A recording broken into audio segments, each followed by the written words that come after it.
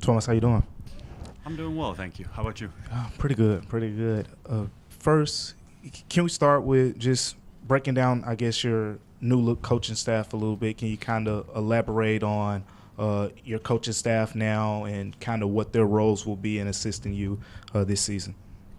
Yeah, so we had some changes in the coaching staff.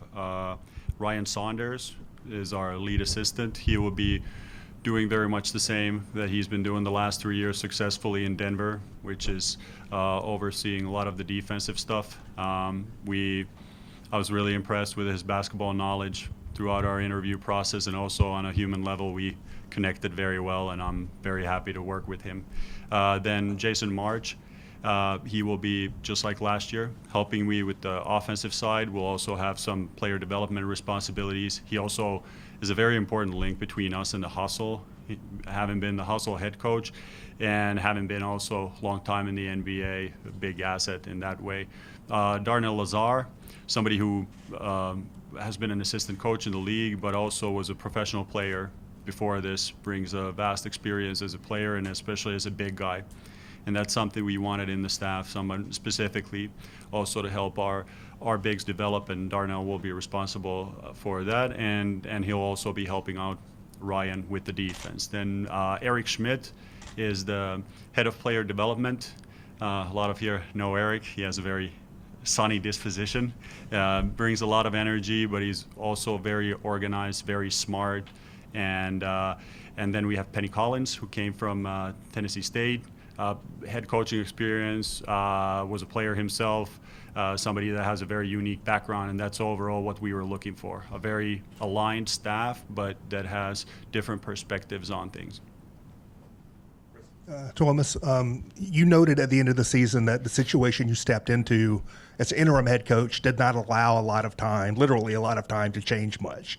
Now that you're starting your first training camp as the NBA head coach, how would you describe the style of play you want to pursue, and how is that going to be different, or how might it look different from what people saw at the end of last season? Yeah, I've always prided on that our teams have had a very strong identity, and those things really haven't changed. It's still going to be fast-paced, very well organized, and very, very high levels of effort. Those are three things that will never go out of style. It's easier to score against a defense that's not set, but when you're in the half court, or whether defensively or offensively, you must be very well organized, whether it is playoffs or regular season, and outcompeting opponents.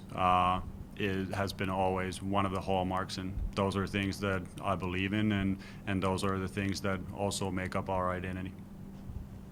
How has this summer gone in terms of getting together with Ja and Jaren in particular, and what have you learned, I guess, this summer about sort of the way that they operate and how you can get the most out of them? I mean, it's been a great summer with everybody. Those two also, we've had a lot of discussions on just how to bring the best out of the whole team, and that obviously relates to, there are several layers in it. There's the personnel, what type of personnel groupings do we want to have, what type of, conceptually, what type of basketball do we want to be known for, and then the methodology, how do we get there through practice. And I've taken a very, both of those guys are very intelligent. They've been in the league for a long time. They have a yearning to get better and really take ownership of the team, and they've been great in just helping out, and we're trying to do this together, and that's the only way that I know how to be successful, that everybody's on the same page. Can you kind of give us an update? We saw Zach in kind of up and down last year, and he's going to be delayed going into the start of the season. What do you see from him this year once he's able to get on the court? Just continue his development. I mean, I said this over and over again last season, but the type of basketball that Zach was asked to play in college was very different from the pros, and he adjusted even within the season. He adjusted to multiple, different versions of himself, and I thought he did a great job. And generally, bigs take longer to flourish, and he's already on a great growth trajectory. So really he just needs to keep doing the same things what he's been doing up until this point. He has great focus, he puts the team first, and he's looking to learn new things, and those are our expectations for every player, not just for him. Coach, how much will not having Jaren, Brandon, Zach up front sort of alter or tweak what you need to see from this team in training camp? And what's the process like for preparing for them to get back, and how important it is for them to be locked in still, even if they're not able to participate? Yeah, it's obviously a huge challenge for us. We're talking about our defensive anchors, and we have a few injuries, not so many, but they are at the big positions, and that means that we have taken let's say an approach where we're building a strong base where we can integrate then these key players when they come, and that wasn't an easy task, and we spent a lot of the preseason thinking about this because it's a very, very specific challenge. Yeah, that's it. Coach, you obviously had a lot of success coaching overseas. What are the biggest differences between the basketball you coached as a head coach overseas and NBA basketball? What is most similar and what is most different in terms of coaching approach? From the coaching process, I would say the absolutely biggest difference is, we used to have a 7-week training camp or preseason. You can install a lot of things. Of course, there's more turnover too. So we had a lot of successful seasons in Europe in different clubs, and that means those players were moving on to even bigger clubs or to the NBA, and that meant we had to rebuild it from the scratch. And now we're kind of starting over a new process with very little preparation time, and the same thing is true also in season. So you don't really get, 5 years ago I was coaching 1 game a week, and then a couple of years ago 2-3 games, and now it's 3-4 games. So all the time the time to prepare gets shorter and shorter, and I've just looked at it from like a personal skill development standpoint, that it's a situation where I can evolve, got to be more precise, got to be better in the feedback, and it's a very unique challenge to the NBA, and it's something that I spend a lot of time thinking about. Tuomas here in the back. Specific question, but you talk about pace, and I know you followed American basketball for a long time. For a while, the thought process was teams that played at that breakneck speed could score but didn't have enough defense to win championships or compete at that level.